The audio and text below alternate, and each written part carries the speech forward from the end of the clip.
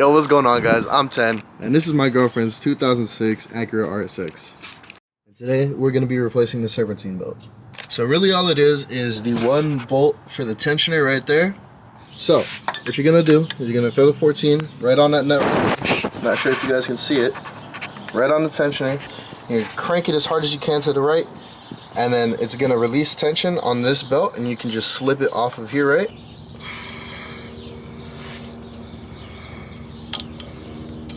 Alright, cool.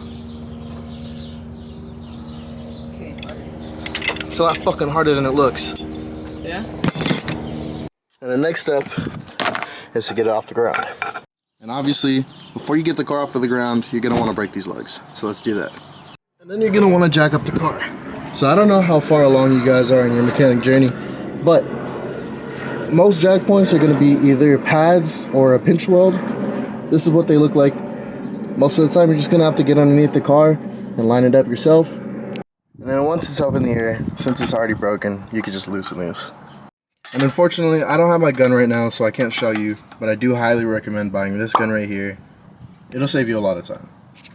And now that the wheel's off, you're more than likely going to have a little splash guard here. There's just obviously one clip right here that you could just take off, and then the belt is going to be exposed.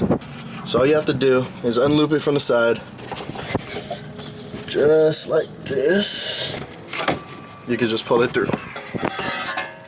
And so this right here is the way that you should be routing the belt. This is probably the hardest part, so don't stress too much about it. Take your time, make sure this is right the first time so that you don't have to take it out and do it again.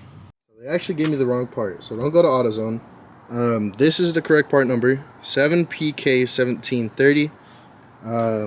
Let's hope that shit fits. And as long as you follow exactly how the chart says with the routing, everything should be perfectly lined up, and you are all good. Just throw the wheel back on and get back to driving.